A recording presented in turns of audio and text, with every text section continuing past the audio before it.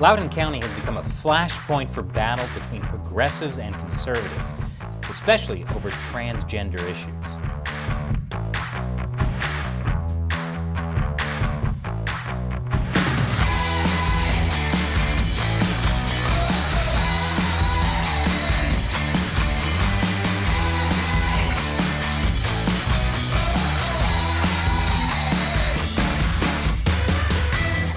Welcome to America Uncovered. I'm Chris Chappell. Did you know half of the viewers who watch this show aren't subscribed? Do us a solid and hit that subscribe button. Even if you already have, because YouTube has been secretly unsubscribing people. So, over the last few years, the school district in Loudoun County, Virginia, has been the scene of frequent battles between progressives and conservatives. I'll talk about some of them in a bit. But the latest comes after a local father claims the school district tried to conceal the sexual assault of his daughter in a high school bathroom. And then the police arrested him, the father of the victim. It's an issue that touches on rape, cover-ups, and transgender issues. Sounds like the heaviest episode of This Is Us ever. Early media reports framed him and others as parents protesting against critical race theory and a proposed policy for transgender students' rights, while failing to mention that the man who was arrested, Scott Smith, was actually speaking out because a student sexually assaulted his daughter, and the school covered it up. And now, some parents are demanding Loudoun County Public School Superintendent Scott Ziegler be fired for the cover-up. Ziegler used his power to cover up the sexual assault of minors? Does anyone know where he was when Jeffrey Epstein committed suicide? Here's what happened. Back on May 28th, a 14-year-old boy entered the girls' bathroom at Stonebridge High School, where he sexually assaulted a 9th grade girl.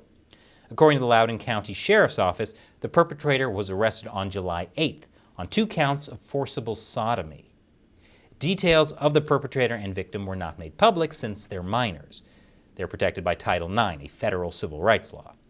But during a June 22nd school board meeting on new transgender policies, Scott Smith, the victim's father, was there. He had an argument with a woman who supposedly told him that she did not believe his daughter was assaulted, because you're supposed to believe women as long as they're not against progressive ideology. County deputies then arrested Scott Smith. Deputies dragged him to the ground, then outside, where he continued struggling and arguing with them, threatening to kick their teeth out. He was taken to the Adult Detention Center and charged with disorderly conduct and resisting arrest. Smith was sentenced to 10 days in jail, all suspended, contingent on a year of good behavior. Meanwhile, the alleged rapist was put in juvenile detention. He was later released with an ankle monitor and transferred to another school in Loudoun County, where he, on October 6th, allegedly assaulted another girl. They just transferred an alleged rapist to another establishment where he was able to strike again? Who's running the Loudoun County School Board? The Vatican? According to the Loudoun County Sheriff's Office, in the second assault, the suspect forced the victim into an empty classroom where he held her against her will and inappropriately touched her. This sparked outrage among parents, especially Scott Smith.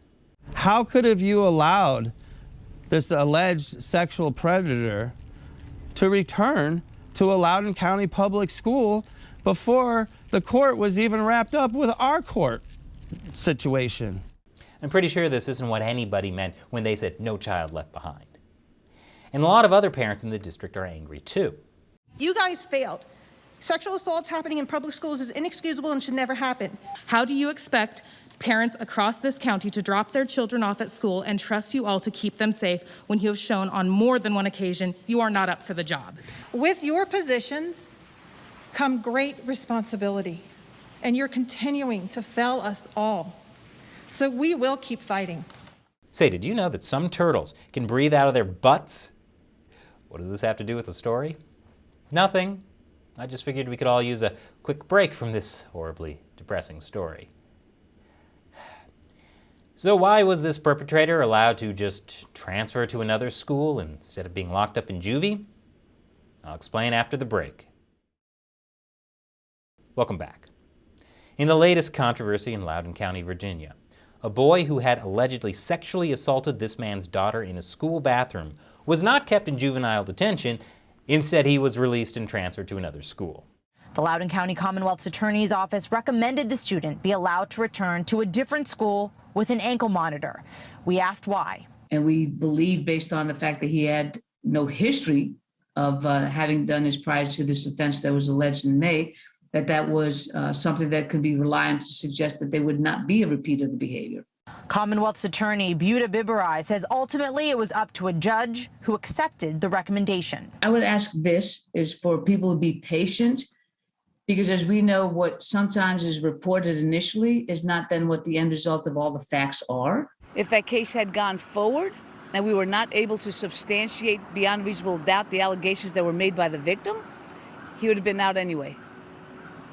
Right, so the best decision was made with the facts that were known. He had no history of doing this prior, so they didn't suspect it would be repeated behavior? If that's the case, why do we even have a trial for O.J. Simpson? If he did do it, then it would have been his first time with no prior history of murder. But there's something fishy about Biberai. As the conservative tabloid The New York Post points out, Buda Biberai is reportedly a decarceration proponent. Yet she tried to get Scott Smith, the first victim's father, jailed for his disruptive behavior at that school board meeting. Biberai also pushed for a fine and requirement for anger management training. Anger management. Over this. How would that class even go? What makes you mad, Mr. Smith? My daughter was sexually assaulted and no one believed her? What? Let's go burn that mother down! Is Biberai motivated by progressive ideology and not the law? Well, that's not for me to say. But I can tell you that Biberai was a member of the Anti-Racist Parents of Loudoun, a group that earlier this year doxed parents opposed to critical race theory. Loudon County Superintendent Scott Ziegler now faces calls to resign over the allegations that he covered up the sexual assault. Less than a month after the first sexual assault case, Ziegler made what appeared to be a false statement. The night of the chaotic school board meeting, the board was discussing the transgender and gender-fluid student rights policy, which allows students to use the restroom of their gender identity. And a school board member asked the superintendent, "Do we have assaults in our bathrooms or our locker rooms regularly?" I would hope not, but I would like clarification. To my knowledge, we don't have any records of assaults occurring in our restrooms. No record? Weird, since Ziegler really should have known about the assault. Did that mean rape doesn't go on your permanent record? That seems strange, since me calling my third grade teacher a poophead went on mine, and it followed me for my entire life. The entire school board should have known about the assault by that point, even though the details weren't made public.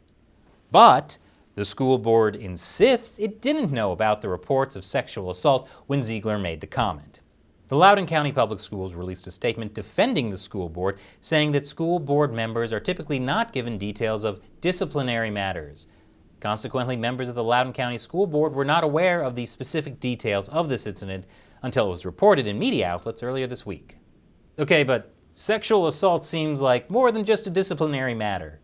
Here's an idea. Maybe the school district should tell school board members when someone is sexually assaulted in one of their schools. Ziegler later apologized for, quote, misleading parents when he said there had been no sexual assaults on campus.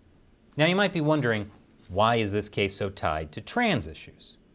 Early reports from liberal media said it was a case of angry parents opposing transgender student rights. And later conservative media used it as an example of schools covering up a rape to protect their transgender agenda.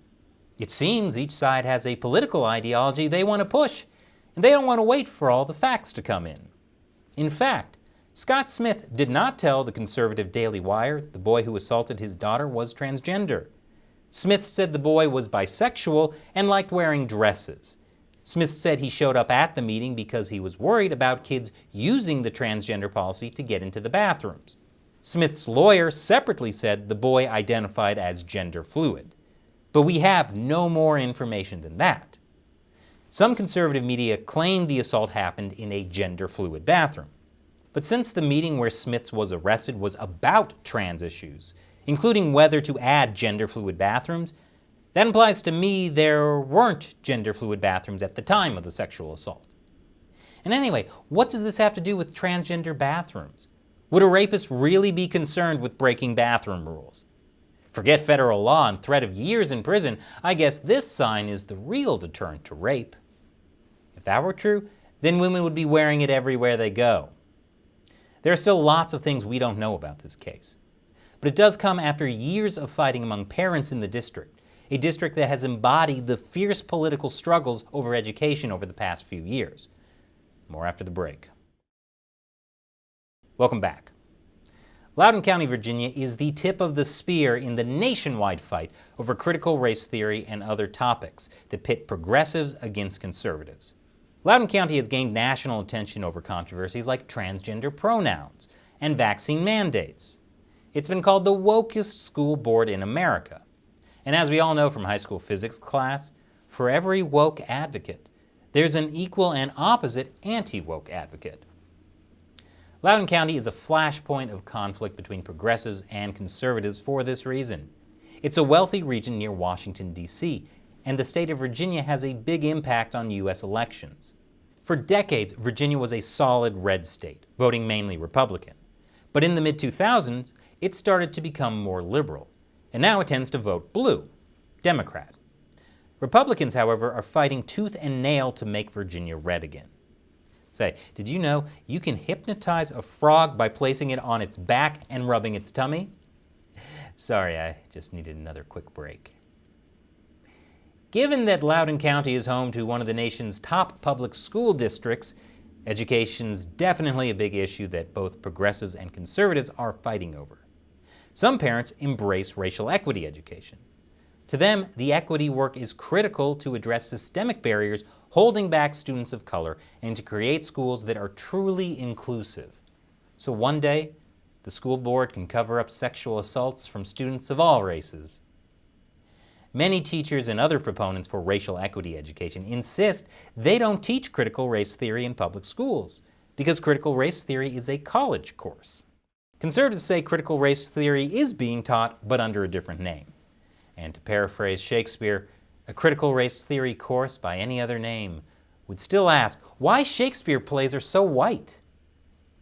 Conservatives say schools are white-shaming students and making them look at everything through the lens of race. Their outrage is exactly the kind of thing Virginia's Republican candidate for governor, Glenn Youngkin, is tapping into. He's using critical race theory as a major selling point for votes. Because why run on good ideas when you can run on anger? Both sides are causing everyone to get everyone riled up. And people in Loudon County are only going to get even more angry now that the issue of Scott Smith's angry speech and arrest for disorderly conduct was indirectly cited as an example of domestic terrorism. I'm not kidding. This case was cited by the National School Board Association in a letter to the Biden administration, begging him to use the Patriot Act against angry parent protests, which they've alluded to as domestic terrorism. Which, as I mentioned in a previous episode, that's an issue the FBI is now going to look into. And whether or not the FBI does anything, well, either way, I'm sure it's not going to make anyone angry. So what do you think? Leave your comments below. And if you like this show, please know we cannot do it without direct support from viewers like you. Visit patreon.com/AmericaUncovered and contribute $1 or more per episode to help us keep the show going. So click the link below. Once again, I'm Chris Chappell. Thanks for watching America Uncovered.